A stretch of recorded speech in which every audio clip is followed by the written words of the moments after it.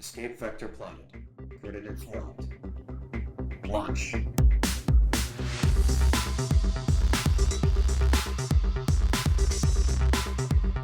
Welcome, dear listener, to the Escape Vector podcast. We sit down again with Watt, who is an indie TTRPG creator based in the Twin Cities area of the United States Midwest. They are best known for Hot Stuff on Shore Leave and their Cloud Empress Ecological Science Fantasy RPG. If you haven't listened to our first interview a few months ago, we do a bit of catching up, but I do recommend checking out that previous interview to learn more about Watt and get a fuller story. Another thing, if you missed our other Cloud Empress episodes, especially our actual plays of Last Voyage of the Bean Barge and Funeral Fit for the Anti-Saint, check them out. There's another arc with new characters and players coming soon. We are probably 1 or 2 sessions away from concluding, so look out for that. Now let's get to the interview. Welcome back, Watt, for your third appearance on the Escape Vector podcast. It's great to be here as always. Thanks for having me. Thank you. Let's catch up the listeners back home to the fundamentals of Cloud Empress before we move on to the content of the new Kickstarter. So what's your elevator pitch? So Cloud Empress is an ecological science fantasy tabletop role-playing game setting that uses the Mothership first edition rule set.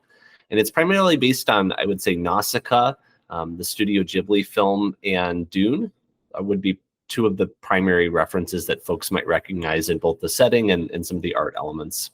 And what auspicious timing for Cloud Empress. Are you aware that a rare double brood is expected to emerge in your region this year? Yeah, I thought you were going to say Dune, but yeah, no. I am planning a trip. I don't know exactly where I'm going to go, but I've consulted Cicada Mania, which is like #1 cicada site on Earth website.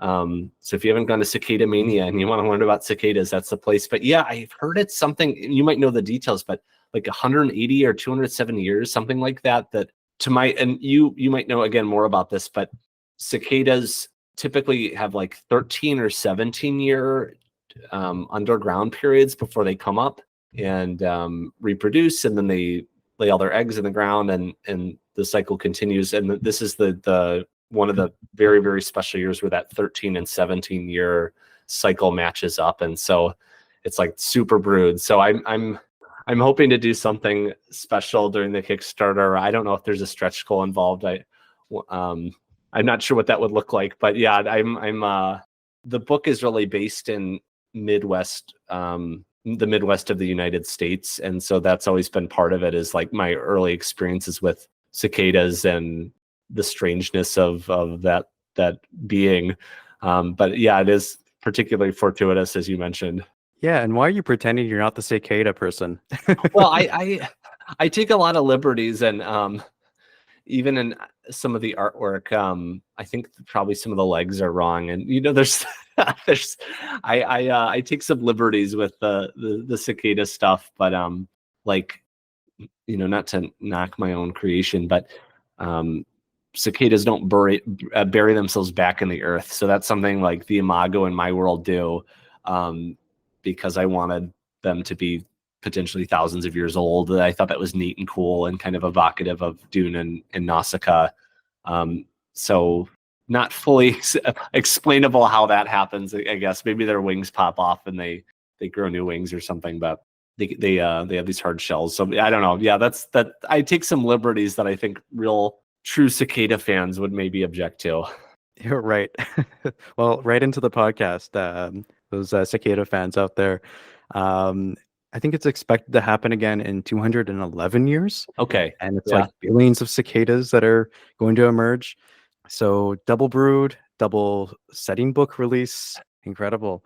Have you seen Dune, by the way? I did. I saw Dune Part 2 on Saturday. Very impressed.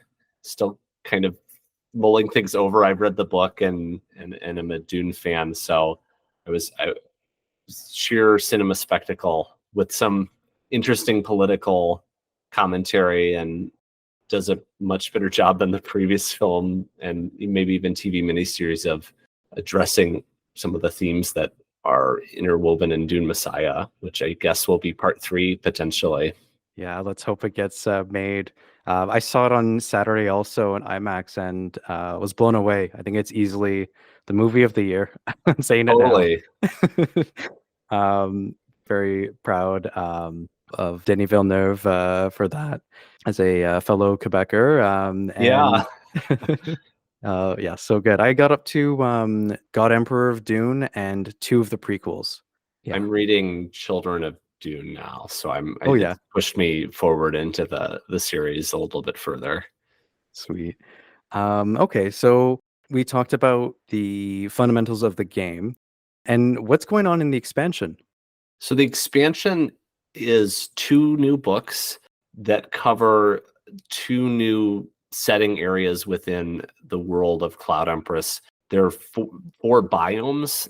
Each sub-region of Cloud Empress on a hex map that is playable for the table has their own unique biomes that both cover ecological themes in the area as well as some thematic conflicts and different parties and goings-ons in those areas. So the first book is called Land of the Living, which is a northern area to where we saw in the Land of Cicadas book, and it covers this overgrown spore region as well as this large lake that's completely enmeshed in the slip, which is this time space reality shifting holes. So it is a place that's sort of abundant with life and strangeness and growth, and that's contrasted to the other book, Land of the Dead, which is a ashen wasteland. It's sort of the grim apocalypse of Cloud Empress because one of the larger cloud cities fell from the sky and created a giant meteor zone, and the area now is cratered and full of ash and soot and the rubble and wreckage of the cloud city that fell. So this sort of contrast between life and death, these 2 different areas that folks can explore. Time-wise, the original Land of Cicadas setting book takes place in the summer of the Century Brood. So this particular period in the world of Cloud Empress when there's a ton of giant cicadas coming out, which are called imago in the world. And this takes place sort of in an overlapping time towards the late summer, early fall. And so one of the things that's extended into these books are some of the NPCs and characters that folks might be familiar with from the first book show up with new experiences and a little further down their journey. Obviously, the players may have done something, that doesn't necessarily reflect what's happened to those characters. So, and also, I don't think we're really trying to design the books so that no previous knowledge of the setting books is necessary. Someone could pick these up and start playing here if the theme appealed to them or the specific biome and ecology of these areas is more interesting. Oh, that's really cool. Well, you definitely answered a question I had on my mind about returning non-playable characters. And it's great that you mentioned the bit about, I guess, consequences of player interactions, right? Mhm. with certain non-player characters.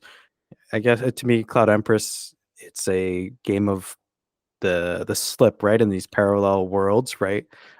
So I mean, That's I one do out I've given myself is like, oh, well, maybe even if the character died, maybe you're seeing this ghostly version of them or another reality. It's been exactly. something that we've talked a lot about, especially in the first books when we were editing them and working through that, was this idea of how much do we include the NPCs throughout time. We there are a couple instances, for example, where the intro adventure, Last Voyage of the Bean Barge, which your listeners will be familiar with, likely, those characters are then scattered sort of across the hex map in the first setting book. And obviously, not all of those characters may have survived an adventure, but wanted to sort of add that as texture and take some selective liberties with these NPCs, trusting that, again, like you said, the warden or game master, whatever you want to call it, can handle sort of dealing with that ambiguity or changing things up on the fly potentially. That's right. And so, good news, everybody. Onion is around. If you want him in the game or want them in the game, you can find a way. That's great. And without spoilers, is there a canon culprit behind the Cloud City crashing to the surface? That's one of the interesting things that the book explores, the land of the dead, this idea of collective tragedy and how people make meaning out of tragedy. And so very early on, the book introduces the idea of the fall of Bravo City, which is the name, as an omen. In Cloud Empress, there's this sort of loose concept of omens, which are the folklore and repeated stories that sort of infect the society within the world of Cloud Empress. And in Cloud Empress, in the far, far, far future, the Earth is considered the psychic center of the universe because of the abundance of chalk and some other, breaks in time space. For whatever reason, there's just a lot of psychic and magical power on the planet Earth. And so one of the consequences of that are some of the collective stories and folklore in the society, particularly the farmling society, then starts to become a reality or manifest in different ways. And so, for instance, the Bravo City fall, there are children 10 years old that vividly recall seeing the city fall and have these experiences of their hair being singed and their eyes, hot from the flames of the fall of the city, despite that happening 100 years prior. And part of that is people going into the wreckage to try to come to terms and reason with what happened and spread blame. And everyone's got their own kind of theories on it. There is something buried in the middle of the city that is sort of calling to magicians. And so this is sort of a magician-centered adventure book. You can be a non-magician and go there, but all of these magicians are being called to this place by a mysterious force and voice.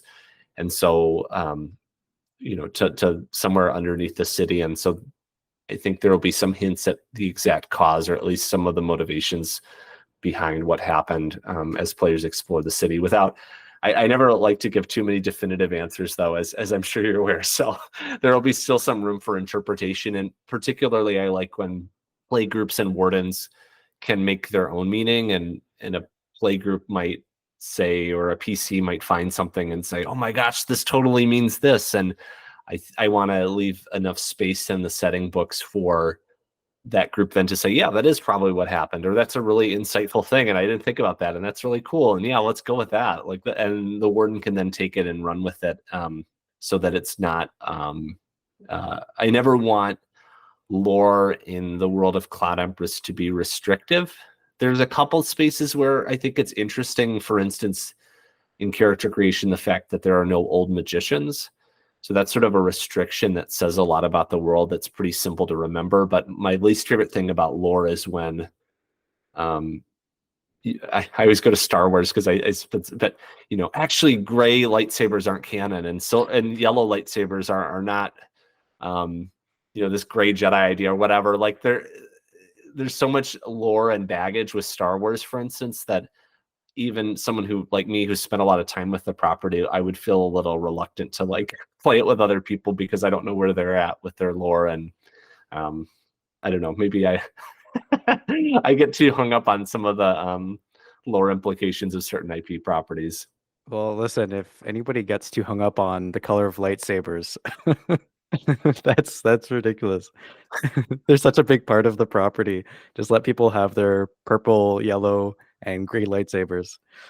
Well, there used to be a time too where yellow lightsabers could go through other lightsabers and stuff. Interesting. Okay, so I guess I misunderstood the timeline. In my mind, the Bravo City crash was something that had recently happened, like a recent disaster. But you're saying this is something that happened roughly 100 years prior to the Land of Cicadas book. That's correct. Yeah. In the world of Cloud Empress, I mean, it's fairly recent given the history, but there's still a few people that lived through the experience. But I guess, yeah, due to some aging stuff. But yeah, pretty much everyone's dead who sort of experienced that, and unless they're magically impacted one way or the other. But or body hoppers. Yeah, or body hoppers. But a lot of it then too is how does, again, trauma and sort of tragedy carry down through generations, and one of the major factions within the book is a group called the Bravo City Marshals, which used to be a security force in the city. And when the fall started with this huge fire in the city, and while the community and people, residents came up in this volunteer fire brigade, the security force was nowhere to be seen, and they actually tucked away in this sort of inner bomb shelter type place and survived the crash fairly intact, and now rule the wreckage in a pretty stern authoritarian way. Oh, that's gonna be fun to see.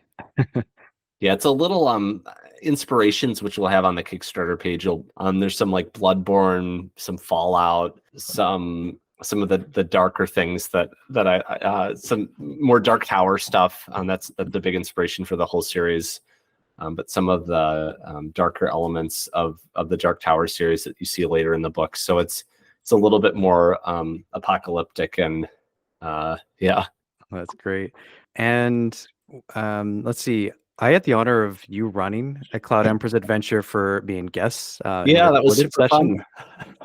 Yeah, it was amazing. And I mean, we were so incredibly lucky for it.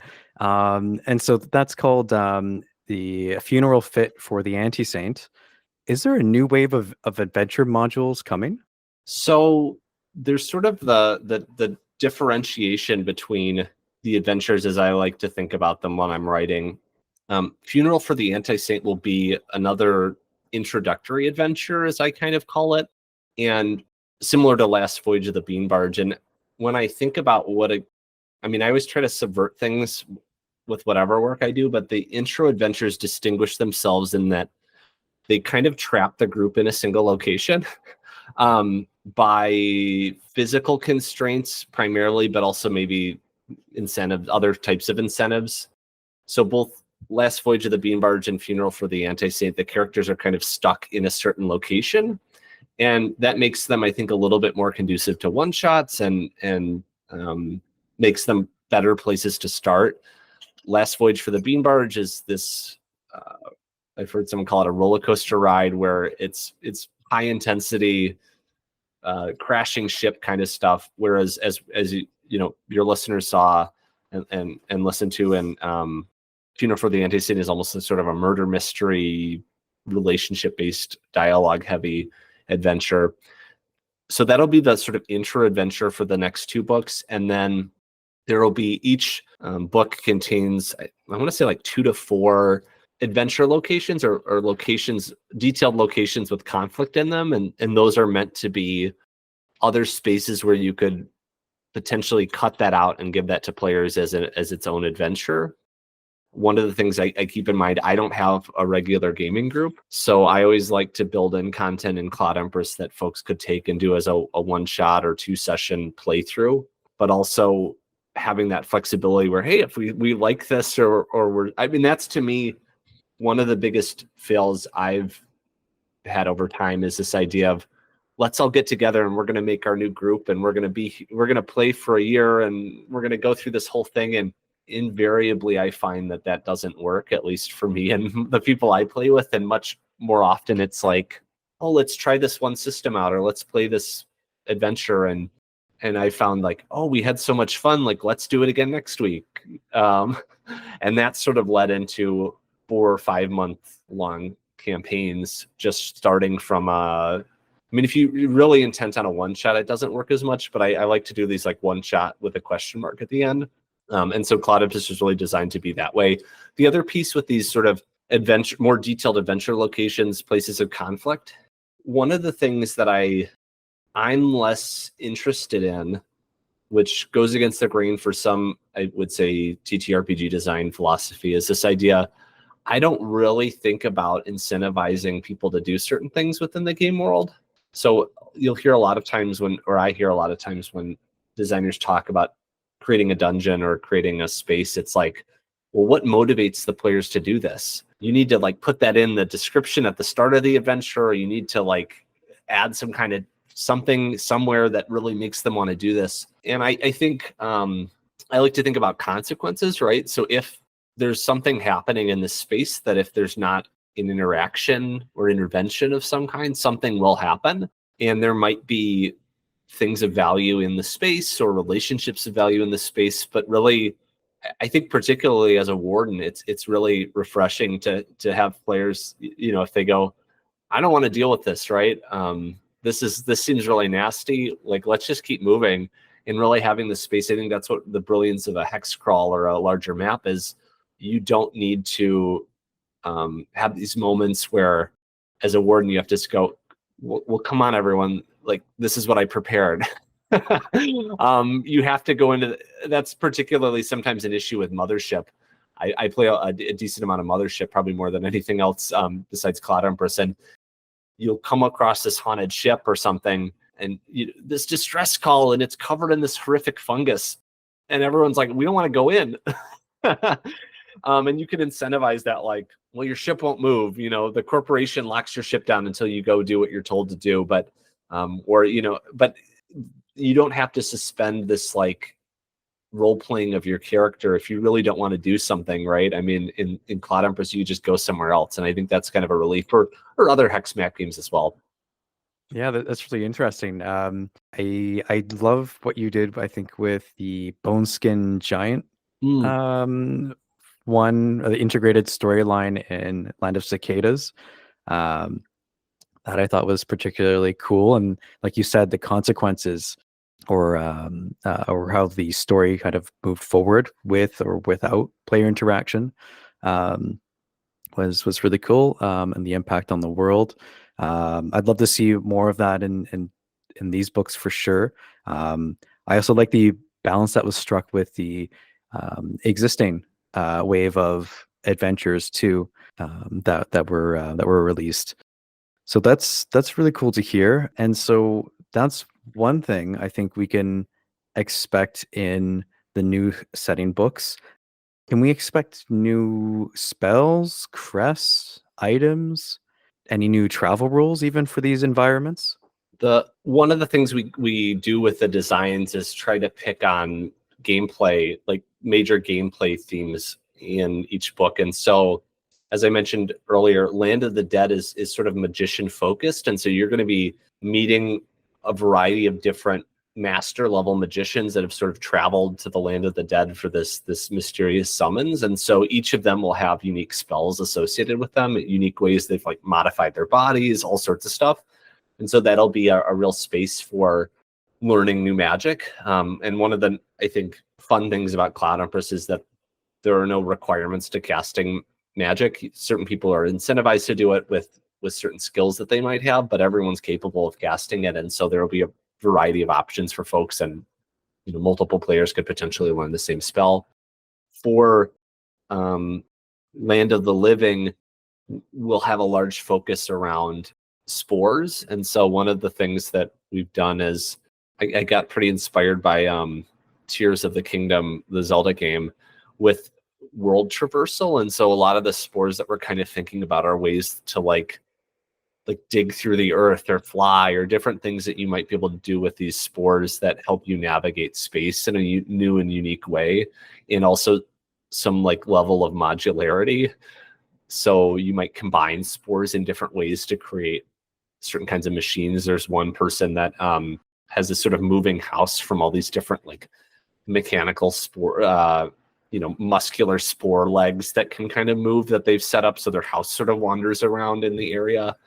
So that's kind of the big gameplay element with some relics and goodies along the way, but spores and spells are kind of the highlights of this, with future books really diving into like crests, for example. That's on the horizon, ships, some other stuff like that. Oh, that's wicked. Well, I'm happy to hear about that. And also these cool new ways the spores are going to be used and also make appearances in the new setting books. Let's see. So what inspired you to focus on these settings and to move the story in the direction that you did? When I think we talked about in our last interview, the game originally had this name Motherloaf, which I'm more and more glad that I didn't go with that name. But when I switched the name to Cloud Empress, there was this sort of lore that I had imagined around this emperor and Cloud Empress and stuff. Like that was always maybe part of the world. But once I settled on that name, the name always referred to like the art on the cover. So that was sort of describing who or visualizing who the Cloud Empress is or what. But that really made me feel like the character was more central and that I could explore the NPC as a celebrity within the world and also a random encounter and sort of an ongoing story. And so from the start, well, not from the start, but from the start of the conceptualization of the expansion books was this idea that Cloud would be on the covers of the books in the world doing something. We see Cloud on the Land of Cicadas book in a particular time and place. And so that became this idea of we'll travel to the places Cloud travels to while she's traveling to those places. Again, with some ambiguity and some space for folks to mess with that a little bit as they need to. So this idea of carrying Cloud forward in time so that we'd see her ongoing journey, that was the sort of prompt for doing the same thing with the two big other sort of like celebrity NPCs, at least within the world at this point, are Spikehead and Prince Bug, who will make appearances. Spikehead will be in Land of the Living and Prince Bug will be in Land of the Dead. And so we'll see those characters' continued journeys and what's happened to them. So kind of a fun little Easter egg for, well, maybe not an Easter egg, but, a fun narrative element to see an old friend change or an old enemy change, as well as this sort of ongoing story with Cloud. One of the things also that's sort of how I conceptualize the books and the character creation process in Hayao Miyazaki's films Nausicaa and the Valley of the Wind and the manga of the similar name and Princess Mononoke, there are one or two main characters and then a ton of people that die around them. In Princess Mononoke, there's a scene where the community, the Iron community, is bringing up a bunch of stuff on this like hill, and these wolves kind of run through, and all these people are like falling off and dying and stuff. And one of the ideas that I had in terms of how to integrate some of my Ghibli inspirations into the Mothership setting were around those scenes. And the idea is that, and the rule book explicitly states this, that like you're not a hero, you're a normal person that might become heroic based on your actions or something, but you don't have you're not invulnerable to harm, you don't have plot armor and these kinds of things. And so in some ways, like Cloud is the Nausicaa. She's the one positioned to move forward in time safely for whatever reason, due to her, I don't know, magical position within the world. But you are these people around her that are very vulnerable. And so that was the other kind of piece is like really, it's very possible for your characters to die fairly quickly for a variety of reasons. But also sort of accentuating this idea that there are heroic characters and that, maybe your character will become one of those folks over time, but the odds are kind of stacked against you because of the challenges and the dangers of the far, far future. You know what? As someone who's tried the solo play of the game with only a party of 2, I've lost a lot of characters. I should have started with 4. They rotate through. Oh, they got wrecked so fast, like 2 encounters in. But a lot of fun. But I like what you're saying here. That's actually really cool, and I'm happy to hear that Spikehead also continues on. That's a fun character. That's really cool. Let's see. So we have Spikehead in the Land of the Living, Prince Bug in Land of the Dead, and Cloud Empress or Cloud kind of journeying to or through both. And you said that we can also expect some character changes too, right? Or some like evolutions in the characters. Yeah, and the player characters.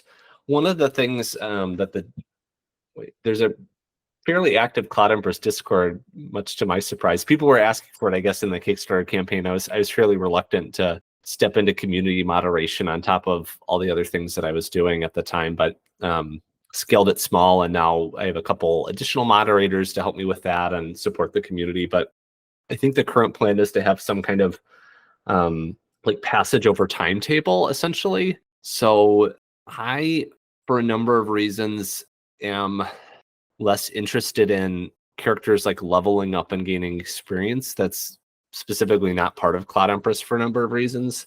But there is this idea of trying to incorporate some narrative play and story elements and story development into characters. So I think there will be some kind of table, like a time passes table, or through your journey, you have these impacts table, and just an opportunity. There is some distance, particularly between the hex map in Land of Cicadas, between that and Land of the Living. And so there's this idea of like making this transition or making this journey into the Deadlands, that there are some opportunities for like a slight flash forward in time, or a character change that sort of happened over this longer journey, and another opportunity to role play between those segments of the map, if you will. That's cool. So let's now move on to talk about the first Kickstarter. So congrats on completing that. Thank you. After funding, you started delivering within about 10 months, and you pretty much completed fulfillment within 12. How does it feel? Yeah, I think we got everything out by December, which would put it at, I guess, yeah, we started January. Yeah, so yeah, just about 12 months.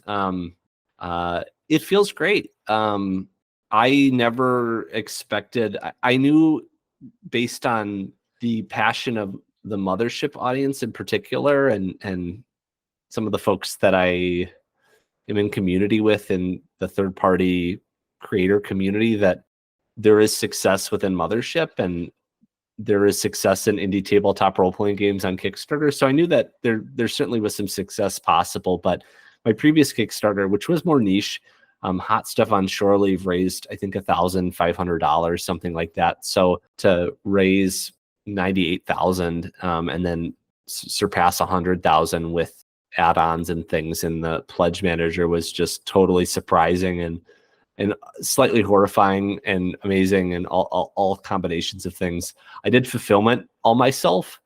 So it was sort of me in my basement, and I had to pack, I think it was something like 150 games a day or something to make my quota to get everything out when I wanted it to, and try to race against the Christmas holiday.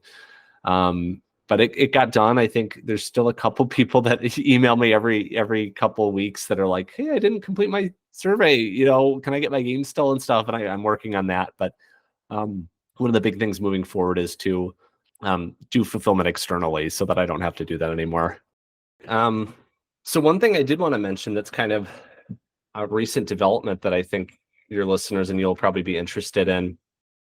One of the great things about doing another project is you get to kind of look back at your previous project and see, opportunities for improvement and things that were requested of during the first campaign that I really didn't have the capacity to fulfill on. One of the most requested stretch goals, for example, was some kind of box or storage container that would look appealing on a shelf. So one of the big challenges for this campaign, in addition to releasing the 2 new books, was coming up with a box solution. The original sort of way that I conceived of this was doing a tuck box, which is sort of like a software box that would be folded flat in a mailer, and then folks would like assemble it themselves and put their books in. And that was, I think, certainly better than the current lack of solution. One of the things I stumbled into, though, is like a flat box is really big. So you start to add up the dimensions, and if you're doing all the sides and stuff, like a 9-inch box becomes like 14 inches,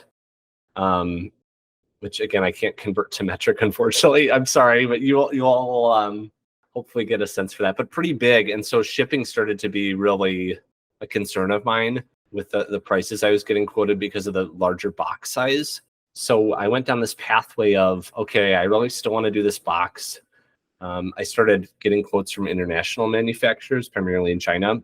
So the current plan is to do this 2-part box now, which is like a board game box where it sort of comes together top and bottom, which again doesn't require assembly, is more rigid, overall just much nicer product for folks. So that's the current plan, is to do a 2-part box. But because I started talking to manufacturers in China. One of the other pieces around that was exploring and I think moving towards a hardcover format, which was also much requested. And so that's sort of like a recent development. I've been talking through the Discord community, and I'll have more announcements and mock-ups on it for the Kickstarter, but all of the original books will be sort of revised into this hardcover format with some minor alterations for both a new like hardcover box set for those, as well as like the new stuff in a new box set, or like an all-in kind of box set with everything sort of in the hardcover format, which I've been saying I wasn't going to do for a while, because I really don't like the idea of coming out with a product and then immediately like coming out with another version of that product. But the other piece was like many manufacturers can't make 60-page staple-bound zines. And even like, I think we were pushing the limits for, I mean, that was the maximum page number for what we could include with our previous manufacturer. And so part of this too is just to like produce it at a new place, was limiting the page number if we were going to do it staple bound. And so I think the current plan is to like combine the rule book with Last Voyage of the Bean Barge, which was always something I wanted to do, to have those together. Now we can do that in the rule book. I think we're going to put some of the adventure modules that came in that bundle into the Land of the Cicadas book, and move one of them over to Land of the Dead book. And so there's this sort of gentle revision that we can do with some of the organization of the content to make it, I think, a more successful box set experience. Okay, yeah, that's really interesting. Okay, so I like the idea of the box set. I also love more options for people who want hardcover or like hardcover books or compendium kind of deals. Will you still have options to have the setting books and adventures separate? Because I actually really appreciate having the pamphlets for the adventures, or the booklets for the adventures, separate from the setting and rule books. What are your thoughts on that? I do too, for the record. So yes and no. I think some of those things will be pieced out in like PDF, and there's some stretch goals that might be separate. But one of the other like challenges with manufacturing is around production numbers and assembly. And so one of the other big issues that I have to face now that I'm like upscaling a little bit is, for me, packing all those zines together, like it was a little time consuming, but I had all these like little cards and patches and stuff. And there was a lot of assembly. It was like, I don't know, like 20 pieces put together for some of these all-in bundles. But to do that with a fulfillment company or manufacturer, a lot of times, like each time they touch something's like 40 cents. So that adds up really quickly. And so that's one of the other pieces with the adventures, where it starts to become a little cost prohibitive on the manufacturing side when you start involving some of the assembly pieces that would need to happen. So I think the idea is to bundle those with the setting books. I really like the zine format. I was perfectly happy to keep things as zines and kind of imagine that would be where the line would go for quite a while. But I've been getting these fervent responses for hardcovers, as well as just some of the cost logistics pieces, especially manufacturing a hardcover is, it's it's somewhat more expensive, but it's not like double or triple the price or something like it might be, at least when printed like locally near me or something like that, which I also have like conflicted feelings about printing internationally, for example. So I don't know, it's the challenges of like being a business owner and like really thinking about where your values are at. And one of the other pieces, I actually did quite a bit of surveying during the campaign and towards the end of the campaign in terms of like where the audience's values were at, especially because I try to think of myself as sort of like a values first publisher. And what I heard from them was, above all, giving money to like queer and marginalized creators and creators with unique voices and perspectives, BIPOC creators. That was really the thing that they most wanted out of me as a publisher. And that's not to say I'm going to like give up on printing things ecologically friendly. The other thing is like some of the publishers I'm in talks with have like soy ink, for example, which is not available at a lot of places in America for whatever reason, or the printer that printed Cloud Empress the first time, like they are totally unwilling to do recycled paper. I'm like, please, like, can you give me a custom quote with recycled paper? Like, so it's not, I mean, there's no like, unfortunately, like, at least to me, simple answers. And so that's just stuff that I've been dealing with. And then also thinking about like, okay, if folks are really passionate about, we did this Cloud Empress Creators Grant as part of the stretch goals, where we gave 2 different $500 grants to creators who wanted to make something in this like eco science fantasy world. And that's something I really hope we can continue in the next Kickstarter if we're not, unless we're totally unsuccessful, which I hope we're not going to be. I don't think we will be. But yeah, those are some of the decisions that like form factor has to be really determined by like manufacturing abilities and fulfillment abilities, which is a challenge and kind of fun puzzle, and sometimes a way to let people down or disappoint people too, though. Right. I can understand it not being, or those not being easy decisions to make. Yeah. Okay. And you brought up the creator grant, but I wanted to know, what do you think some of the strengths of the campaign were? I guess it's hard for me to say exactly, because obviously like I from the inside out, I did do again some surveying around that, and one of the big things that I heard and makes sense with me is my perspective is tabletop role-playing games are like a visuals first medium, at least in terms of like sales and marketing. And so from the very beginning, there was this idea of, at least in my mind, of creating something that was not only pretty, but visually unique. And I think we achieved that. And one of the things I say quite frequently and think about quite frequently is this idea that every image within the Cloud Empress book should be almost immediately recognizable as a Cloud Empress image to folks with any level of familiarity, or Cloud Empress could show up on your feed in 2 different places and you'd be able to connect those images together. And so I think a strong level of like art direction and visual design that both looked unfamiliar, but also evoked this like 1970s vibe with Dune and some of the Ghibli stuff that happened in the 80s.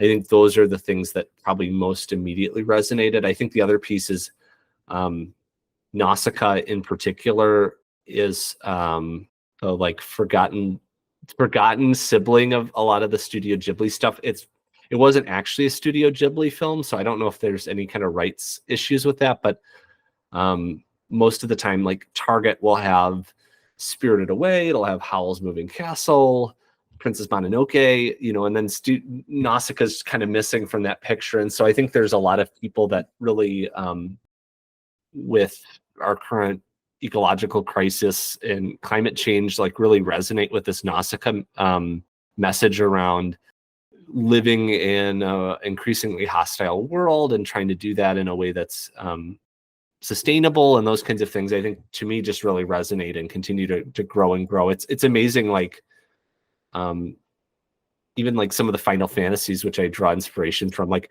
Final Fantasy VII, like, oh my gosh, like sometimes I'm like amazed what some of these like Japanese creators got away with doing, or in anime too, sometimes, like how iconoclastic, in Final Fantasy VII, you're playing as eco-terrorists, like blowing up stuff. And there's some, what feels like almost like half-hearted, at least in the original game, like, yeah, we shouldn't have killed all those innocent people on accident, but it's like, so there's just something really political about that time period, I think, in I don't know, Japanese creation. I'm not exactly sure why. Akira is another like just hallmark inspiration for me as a creative person, and we were watching that in 2020 and just like had to turn it off because of some of the uprising stuff and just some of the conversations in the film. It felt way too real as someone living in Minneapolis at the time. So those are all things kind of on my mind, and I think those are like the first things that people notice. I think more and more I've been amazed, like you and your podcast, and like people actually playing and enjoying the game. I think the writing really resonates with folks, and I hear people having favorite lines or favorite characters and stuff. So I think those things all come second. But for me, a lot of working in this field is really acknowledging like the fact that it is a visual media, at least, you know, in terms of sales, but then also really making sure that the writing lives up to the pictures and that it's not just like a glorified art book. Well, yeah. I mean, I think it's really easy to see that not only can or not only is Cloud Empress, I think, brought people in with its art, but I think folks are enjoying playing within the world and also running the game to uncover more of the world, right? And engage with some of those things that I guess you're writing, or you're also your collaborators writing, have contributed or started off. You know, some groups, and I think you mentioned this in one of your Kickstarter updates or a newsletter post, that once your game goes out there, it's kind of not your game anymore, right? Yeah. It becomes transformed by the people playing and running it. Well, and I think too, with like our artwork in particular and writing to some extent as well, a lot of writing like setting books and setting and world building within tabletop role playing game is this game of telephone. So I'm sort of describing this thing to you, the warden, who's going to be running this game, and then it's your job to communicate something that's evocative to players. Whether it doesn't have to be exactly what, it can't be exactly what I told you, right? And in most cases, at least when I run games, I'm not particularly great about like showing people images. Like sometimes I am, but I'm usually like doing other stuff, right? Or I'll have like a folder of images somewhere that folks can look through at some point. So the images then become, again, this like creating something that's so evocative that it sort of lives in this space between conscious and unconscious thought. I don't know, maybe that's way too out there, but I found that at least with, and I wrote it, so obviously people have other experiences, but when we were playing on the actual play we did together, Funeral for the Anti-Saint, like these three characters, I had to do a lot of dialogue, but it wasn't too strained for me because I think I didn't write all this stuff out ahead of time, but I sort of had these key memories and touch points for these characters that really defined their personality and how they perceive the world and stuff like that. And writing that in a way that, to me, if you have a phrase in a book that's something like, Gaspar doesn't trust strangers. You know, Gaspar likes to eat chalk. Gaspar likes this and that. If you do like a bullet point list, it might be easier to reference like while you're playing. But I found, at least when I do this kind of stuff, that if I can go into that character's interior space a little bit, those things become like very self-evident how Gaspar would feel about strangers. And I don't need to like reference this bullet point list during the game that I usually forget to do anyway. So plus I think the other kind of objective of a lot of the writing is this level of like sympathy and moral ambiguity that I find so present in Miyazaki's work, particularly around characters that are like harmful to people or quote unquote like villains. His most mature works really have a lot of like moral complexity and ambiguity to those characters, and that's something that really tried to incorporate into even the most villainous characters or the most harmful characters within the Cloud Empress universe. Yeah, I'm gonna be really excited to take a look at the adventure, the funeral fit for an anti-saint, to see what it was actually written down for the NPCs. I liked what you did with Last Voyage of the Beam Barge, and how you've written up NPCs in the setting books too. I think sometimes I need those bullet points, but I also do like getting a bit of the personal history of the NPCs and or having that kind of inspire how they respond, or characteristically respond to situations. So I see what you mean, but I think I'll still make a bullet list for myself. Well, I think that's the thing too, is how do I want to put this? The I try to extend a lot of trust to the reader, who is primarily assumed as like the warden or game master. And there are benefits and consequences of that. One of that is like the consequences are that there's more prep work to do. In that, if you want to run these things, it does take a little bit more time and contemplation and like self-investment into like figuring out what's going on with these characters. I don't try to write stuff like explicitly vague, but I try to, again, touch in on the internal experience of characters in some ways. The consequence of that is like it does take more time, or there's more ambiguity. I think for me, as we talked about earlier, there are a lot of benefits to that though as well, in that I think the reading experience is a lot more enjoyable. I like reading RPGs, so that I come from that framework of like wanting a book to be both enjoyable to read and being a decent enough manual to run something and actually have it live on the table. The other piece obviously then is like yeah, that ambiguity and judgment calls that folks will have to make. And just as I mentioned earlier, this like necessity of bringing the reader in as a co-conspirator and creative, along with I'm a person that I very rarely play existing modules. So and worlds built by other people. I do sometimes, but I think the warden is such a creative space for someone, and I think at its worst, it feels like you're facilitating like a video game or something. You know, you're really just an automation for other people's fun, whereas it sings when you're bringing that creativity into the world yourself. Yeah, I feel that. I don't mean to rush, but I have some other questions Should I we go wanted to. lightning round? Not just yet, because this I actually want this Sure. to breathe a little bit, but we will have a lightning round. So this was the smoothest run Kickstarter I've backed so far. Oh, that's I've great to hear that. Oh, totally. And I have no doubt that there might have been favorable conditions here and there, but I suspect incredible project management on this was the main culprit by far. So, how do you describe your approach?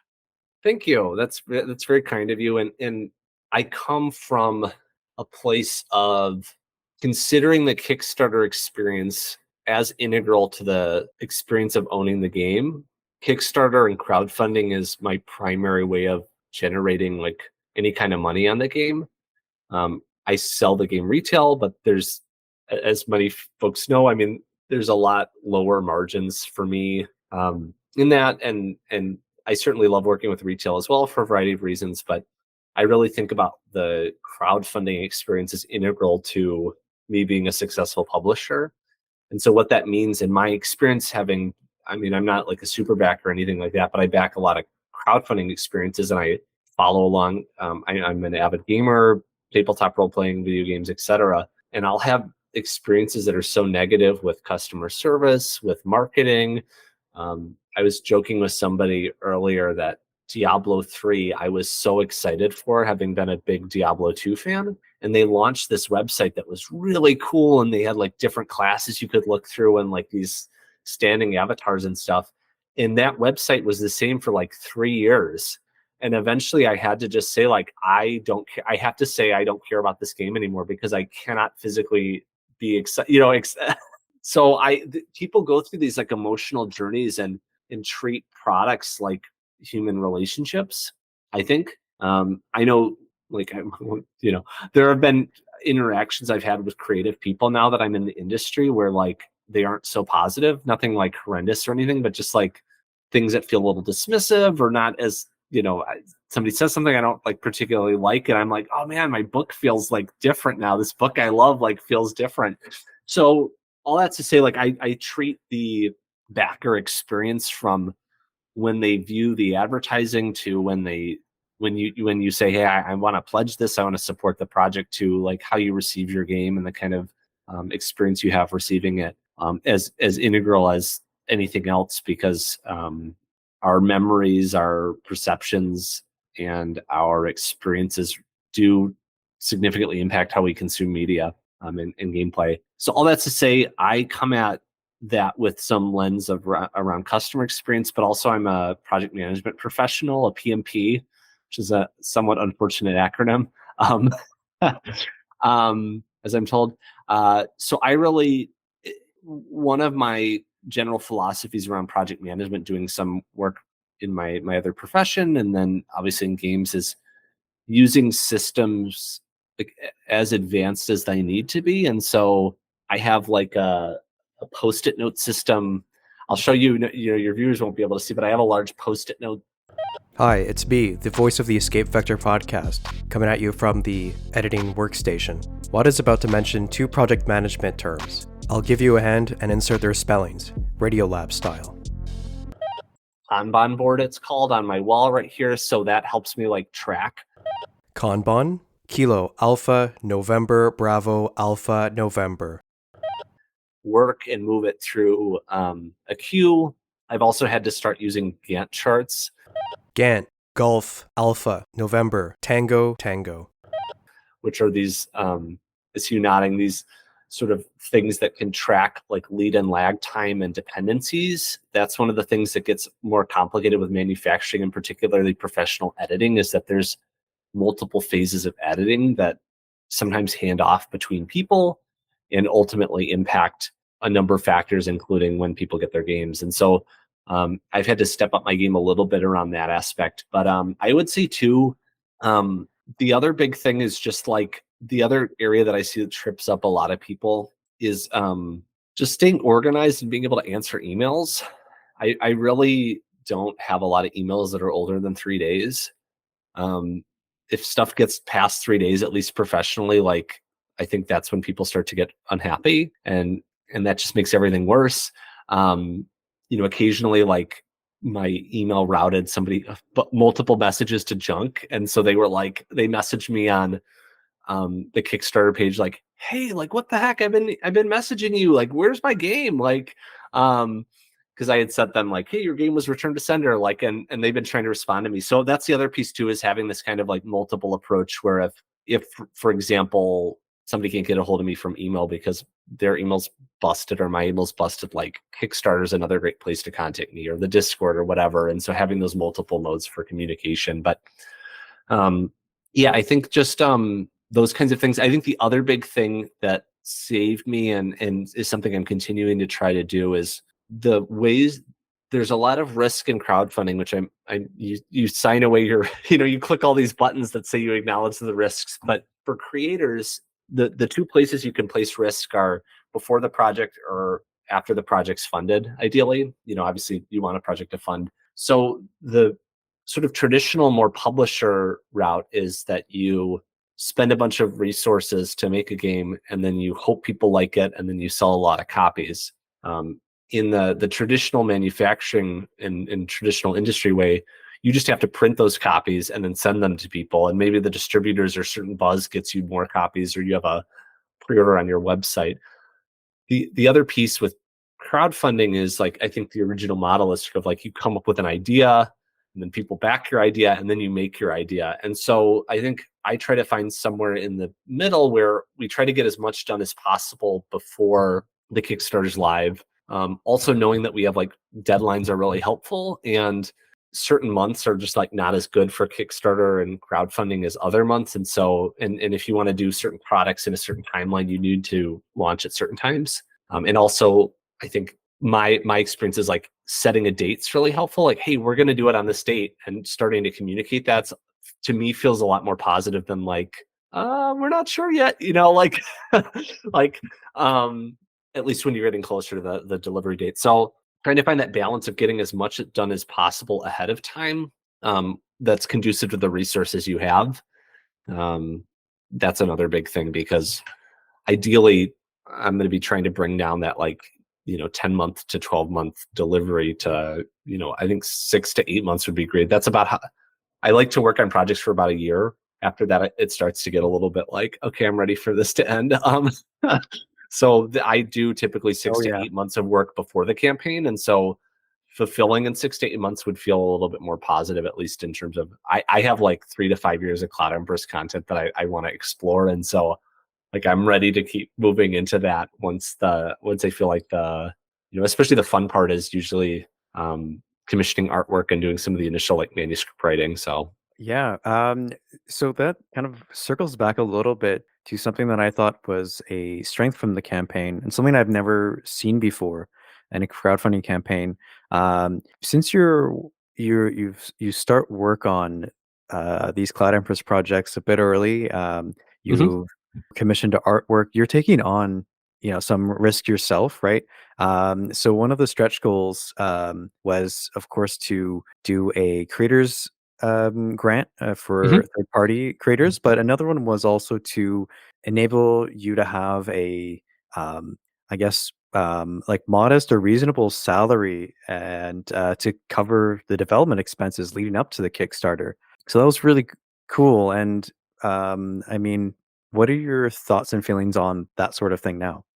I got that from somebody who had a stretch goal that was like, I'm going to pay off my truck. Like it was like a $10,000 stretch goal. Like I get to pay off my truck now. Hi, it's B again. I believe Watt was referring to Eric Alsandor, aka Spider 00X, like X-ray.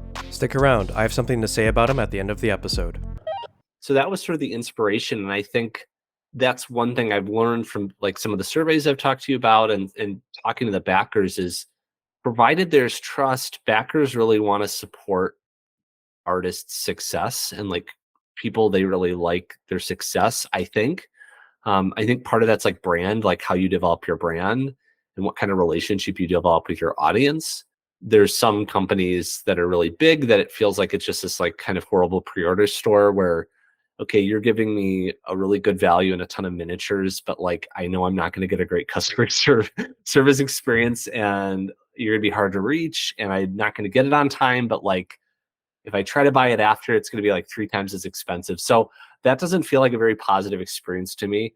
Um, I'll just share too. I mean, I really appreciate the backers in the community because putting this game together, I sold this bass, I sold my childhood bass guitar. Like I didn't mortgage the house. Like, please don't do that if you're thinking about doing a game. But um, at one point, Sean McCoy from Mothership, the Mothership creator, had this like game jam where he was like, "Hey, if you create something that's like in universe, it was called Voices of the Void, and it was make a zine that you could pick up in the Mothership universe." And so I made this like news report from these androids, and the reason I did it was because it he said, "Oh, I'll buy like 100 copies or something," and I sold them to him for $2.50, at wholesale because I thought, oh, $5 to $6 for this, but I just needed $250, right? So like I worked um like probably like 30 to 40 hours on this thing for like $250, which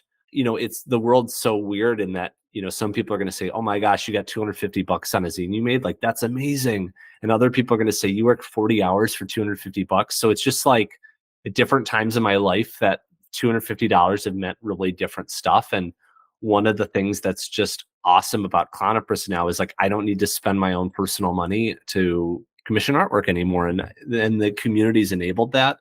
I don't know if that'll, the scary thing about crowdfunding, being a small business owner, is that each project could be your last project if you're not careful and if you put too much in. But I do try to do like lean projects in that I'm not trying to bet the moon on success, and I'm trying to do like a long-term stable growth for me in both my workload and then also to like I said, sort of get more help with like fulfillment, for example, or moderation in the community and those kinds of things, and trust more people, widen the circle of trust a little bit. But yeah, I'm super appreciative of the support that the game got, and like fix my shower.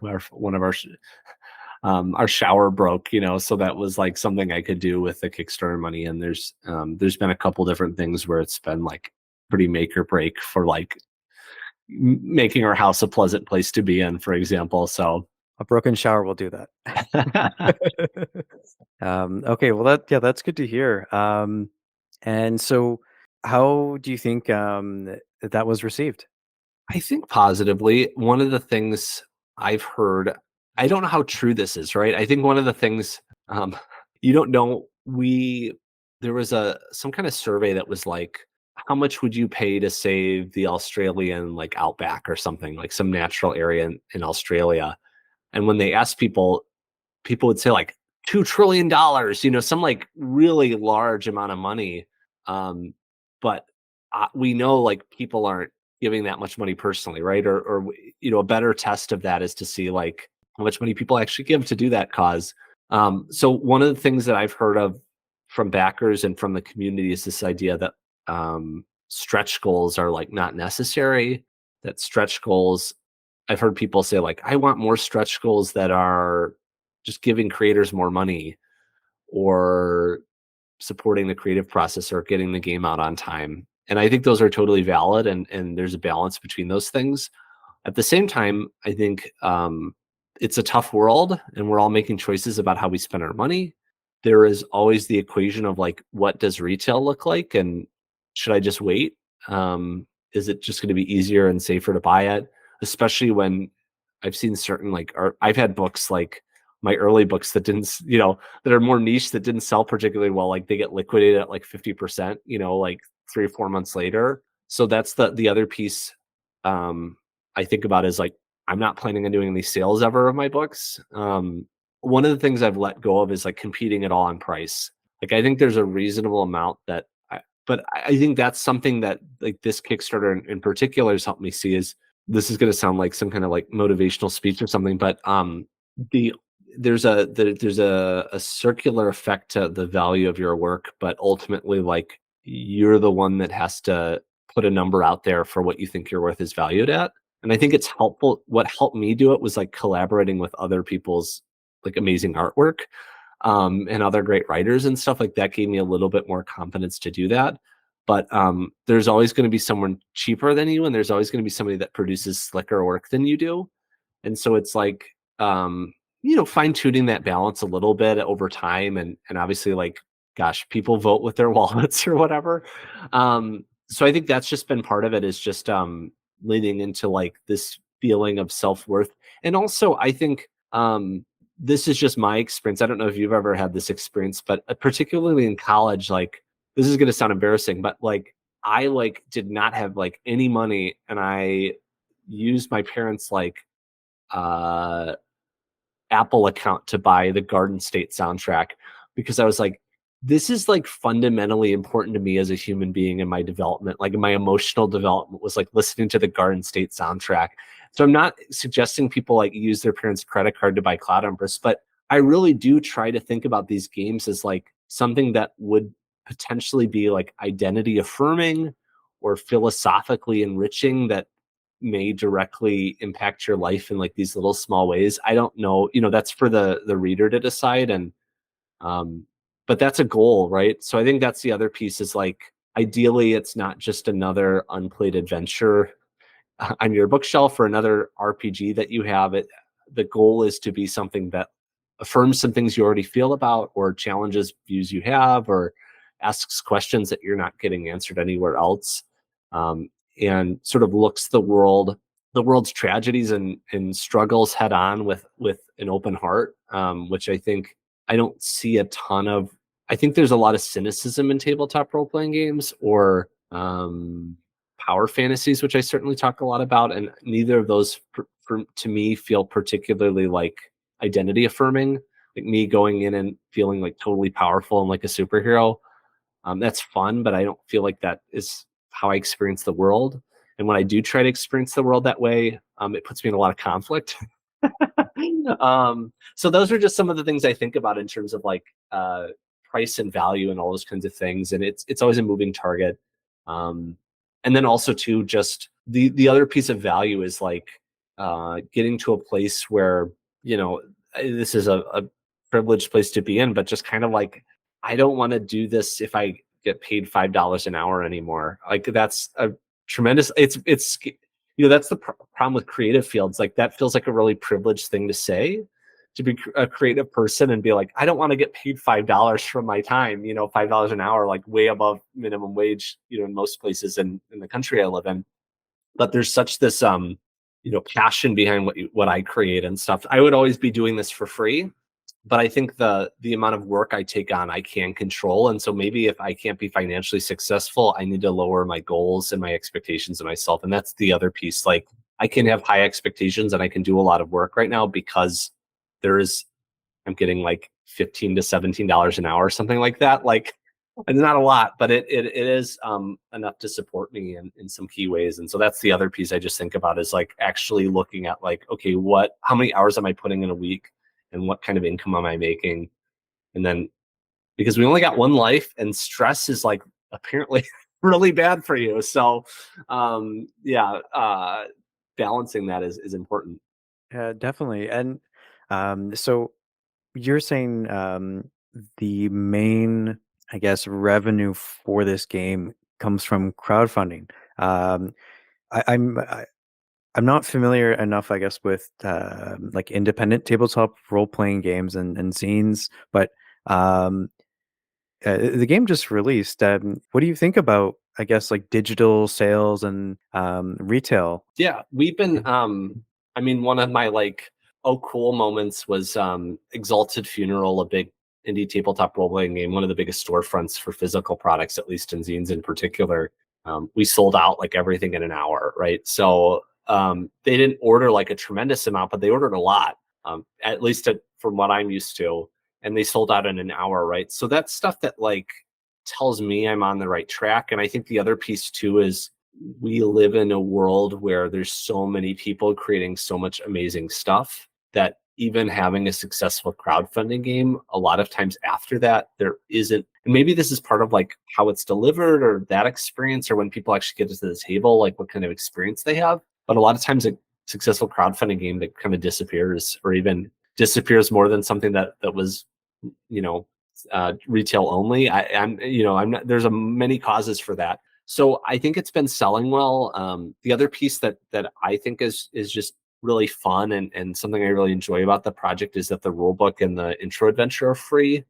And so gotten thousands of, I think maybe like 1,500 or 2,000 downloads on that now at this point, which is about the audience of the Kickstarter. And that doesn't include those Kickstarter backers. So to me, like just people getting it and seeing it and looking at it and taking the time out of their day to engage with it is really amazing. And the digital sales have been really good too. So that's the other piece too, not to get like, again, too into like the business piece, but one of the things that's really important for, and I'm learning from reading things are related to business, is just having like some continual revenue coming in, because like I kept my fingers crossed when taxes, did I do my taxes right? And I did, so that was good. But it's just as likely in my experience that you might owe a bunch of money on taxes. And if you don't have money to cover that, then your business goes under, you have to take a loan out, or, start asking around, or, and those are the places where relationships can really be damaged, unfortunately. I know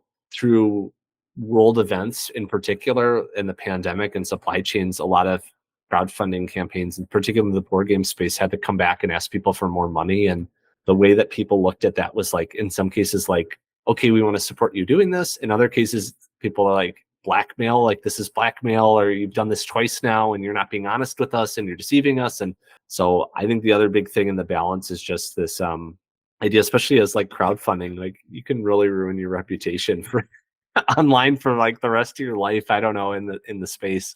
So I try to treat that with some fear and caution, and part of the idea is to build out a steady revenue stream across multiple different avenues while still focusing on Kickstarter as the way that I feel like I can deliver the best experience. Right. I love the rulebooks free. I mean, that's one of the things too I think about is like equity in the community and stuff like that. People buying the physical books support the release of free content, and I do the free newsletter every month with the expansions. I think the idea is to potentially make some, I mean, I don't know, don't hold me to this, anyone, but I think the idea is to lower the price over time on Land of Cicadas, so that eventually over maybe a couple of years that becomes free as a resource. Some of these like timed stuff, so that if you want to play it. But I think the other piece too is we live in a place, especially with digital files, where like, I mean, I haven't always been great at respecting copyright, right? Especially in college when I didn't have hardly any money. so if people want something, they can get it online for free somewhere. And so the idea is to be less precious about digital releases in particular, while also knowing that, I mean, people, I buy most of my stuff digital now, for a variety of reasons too, though. So just some combination of like trust and support, I think, is the best way to build that. And I think the other piece I'll just say, as a business person, I think about a couple really important asks that I do once or twice a year. And I've seen people like Shut Up and Sit Down, for example, be successful, where they have like, you know, a member drive like once a year, and they really like, hey, like, versus constantly asking people for money. I feel like that gets tiring, and you start to zone that out. That there's, if you go online, you're probably getting asked for money like 6 to 7 to 8 times, like wherever you are. So really being specific and trying to like load value ahead of time, so that one, like people feel like I'm being generous with what I have to offer. There's some feeling of like reciprocity, and then also some like knowledge that what they're going to buy or pay for will have a significant value to them. Yeah, that's really interesting. The way you put that. I wanted to make sure that we didn't lose some of these other things here. What would you say were the most significant challenges you experienced on the first Cloud Empress Kickstarter? I think for me, the the moment when I had to do the most like meditation, because I was like so stressed out, was we had originally partnered with a UK fulfillment slash like storefront to do UK and EU fulfillment, and it was going to be EU friendly. And had it quoted at a certain price, and all this stuff sort of figured out. And then over the course of the campaign, even in the course of like 3 to 5 months, the terms just kept changing. And a lot of times, at least my experience with fulfillment and shipping, and what I've heard from others, is like there's no contract you can sign. You get maybe a 30-day guarantee, something like that, but there's not some like 6 to 9 month thing you can sign that's going to say, hey, we're going to keep shipping. I mean, that would be catastrophic for a lot of these fulfillment companies, for a number of reasons. So over the course of like 6 months, we went from like having this pretty good proposition that was going to be mutually beneficial to this place doesn't even do this anymore as a business. Like, I think they still do some other stuff, but related to the hobby, but they don't do any kind of fulfillment. And so it was like, and then one of the other pieces is like they moved to this system where like everything had to be barcoded. And if I had to do, because this whole thing. And so it was like working out the logistics of these and having these calls, and ultimately like needing to pivot and change every stuff. The books are barcoded, but even like the postcards and the patches would need to be barcoded. And then to add barcodes, if you're ever doing fulfillment, if you work with a big place, to add barcodes is like 40 cents a barcode. So it's like, okay. And then it also, to touch it, you have to pay money. And so it's like $1.20 for each postcard. And it's just like, okay, this is not going to work. So the last minute change up on fulfillment was really stressful. And ultimately it meant that I could not offer EU friendly, like VAT friendly shipping, which was a bummer. But I think, again, like communication goes such a long way. And I, kept people aware of the situation as it came up. And ultimately, I think I had one backer that said, hey, this isn't what I signed up for. And I still made sure they got the PDFs and stuff, and, thank them for their original support, because they helped make the campaign successful. And totally, was on board with their decision or whatever, and got them the refund they needed. But that was probably the biggest challenge. Is it's really, and that's the other piece of trying to get the project time down. It's like the world can change so much in like 6 to 9 months of fulfillment. And the biggest risk a lot of places have are around shipping, because of how volatile and how much the prices can change. And oh my gosh, we're starting to get into, you get these Thanksgiving surcharges and Christmas surcharges if you're not careful, and like everything starts to go up $2, and the margins are pretty narrow on this stuff. That so that was I would say that was the biggest like pinch moment for me, was like, okay, how do I navigate this? But ultimately, like, I think I went back to a trust Igloo tree to the UK and EU fulfillment, and I think that's the other piece I'll just share for folks is like trust and communication are so important.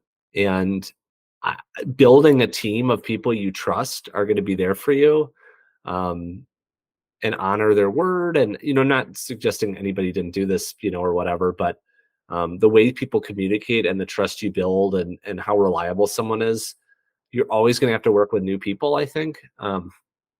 People leave the industry, people come in, whatever, but um, that what was I heard, dance with the one that brought you kind of thing. It's like really try to work with the, I don't know. And then at some points, like I guess I'm also talking about expanding to a different business model, and so also acknowledging that has to happen too at some points. Yeah, that's fair. And so trust and communication, that's one thing. Are there any lessons learned from the first Kickstarter that you might apply to the second one? I would say the biggest lesson learned for me, I would say probably the editing process. I had never been professionally edited prior going into this project, and so like I just didn't know the difference between game development and development editing. I think most people don't know that. Game development is obviously like the game mechanisms and like how certain gameplay experiences happen for players, whereas game development or rule book development or development editing, I should say, is looking at the like overall construction of a written piece of material and doing like this first pass of editing to look at its like construction and framework and overall like ability to communicate messages and a couple other things. So just understanding these phases of editing and also what some of my manuscripts were like not polished enough to really be edited at certain points, and so that was something I had to like work back into and work really quickly to fix.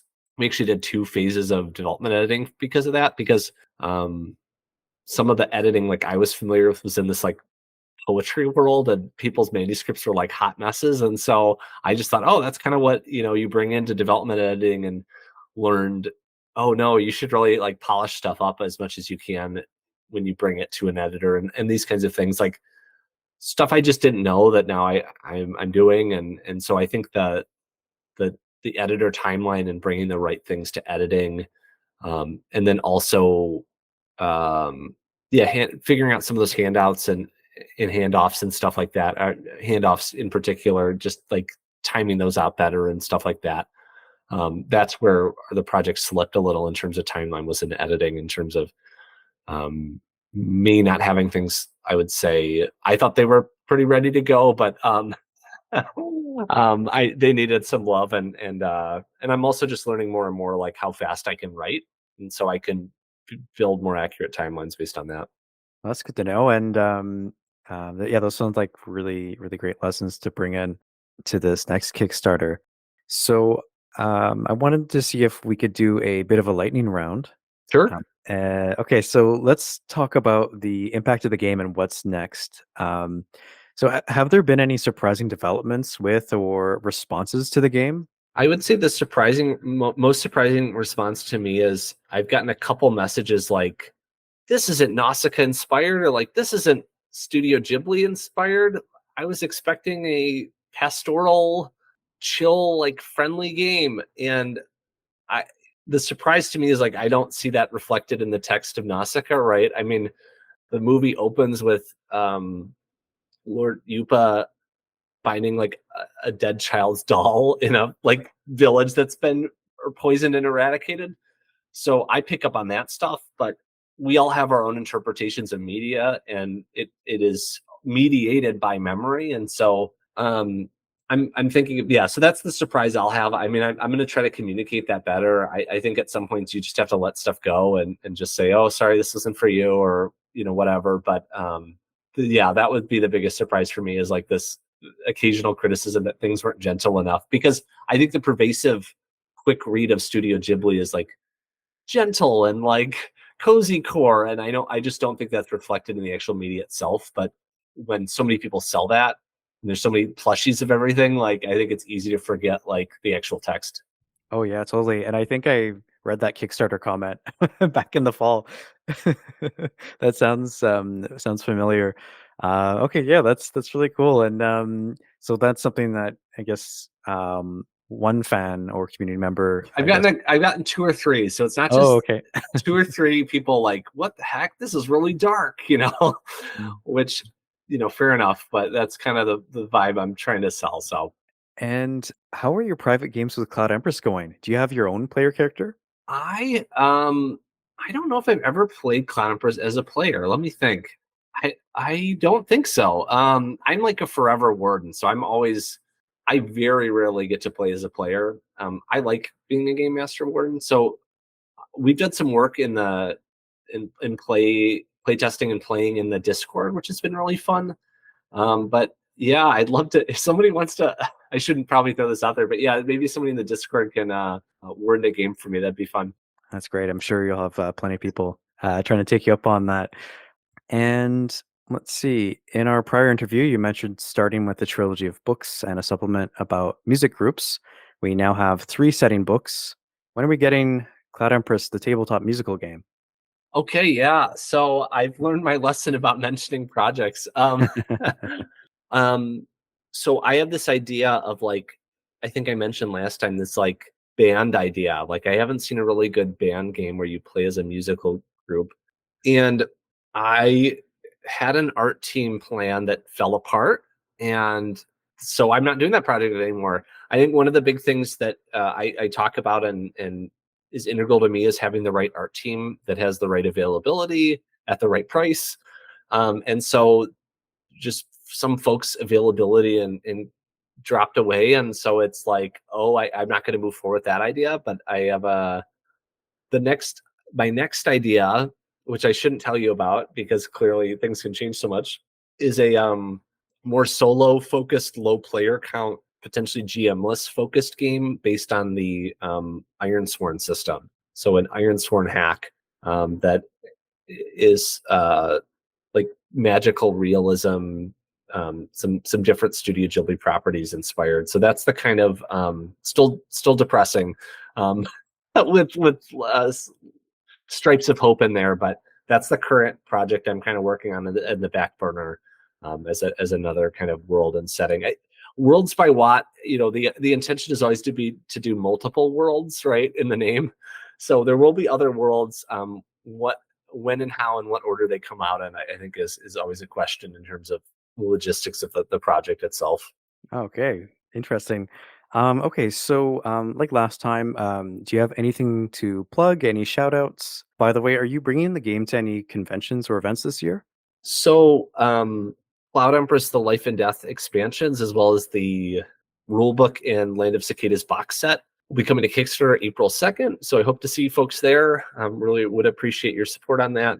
In terms of conventions, I have signed up to run some games at Convergence, which is a local Minneapolis convention that's very queer friendly and a good time. I've sent out some, I've submitted Cloud Empress for the Ennies. So if we're successful in our bid for an Ennie, I might go to Gen Con and potentially run some games, but I don't can't anticipate that unless some good news is on our way in that area. So local cons, and then maybe there's some local like book fairs and stuff that I'll be tabling at, which is kind of neat. So if you're in the Twin Cities, Minneapolis area, there's some, if there's a queer-friendly book event, I'll probably be there. Okay, cool. Well, best of luck with the Ennies nomination and competition. And I hate to wrap this up, but I wanted to say again how much I appreciate you taking the time to chat today. Thanks so much for having me out. And it was great kind of looking back at the campaign and what's to come. That's great. Best of luck with the upcoming campaign. Yeah, thanks so much. When asked about things like companion apps, translations, merchandise, official soundscapes, or non-game media on the horizon, Watt had this to say, quote, "I tend to focus on analog play in my own games. Depending on the next Kickstarter's success, I will likely dig into Foundry, Virtual Tabletop, and or other digital tools that could support online play, including a character generator." End quote. We also wanted to know, if Watt was in a music group in the world of Cloud Empress, what would they call it and what kind of instrument would they play? Watt said, quote, My Cloud Empress band would be a group of body-hopping couriers playing bluegrass music called the Krabby Corpse Circle, end quote. And for us, keep your ears peeled for one of our fictional bands in our upcoming Cloud Empress actual plays. I'm still sick, so sorry for the voice inconsistency. The Kickstarter campaign for Watt's official Cloud Empress RPG expansion, Life and Death, ends April 25th Eastern Time. Back before the campaign ends, especially if you want physical rewards. See the link in the show notes. Eric Elsandor, also known as Spider00X, is probably best known for his Mothership adventure module, Rain in Blood. Rain spelled Romeo Alpha November Echo. He and I collaborated on a Mothership adventure coming out soon. Tuesday Night Games, the publishers of the Mothership sci-fi horror RPG, will sell bundles including the PDF and printed adventure on their online store. I'll have more to share about it soon, so follow the podcast and my social media. Our music is from Epidemic Sound. Please connect with us online. You can reach us on Instagram or by email. We'd love to hear from you. One way you could support this show is by telling your friends and your gaming community about us. And another way is locking on to our signal by subscribing to our feed. And while you're at it, set up a notification alert so you don't miss an episode. As always, thanks to our listeners. Over and out.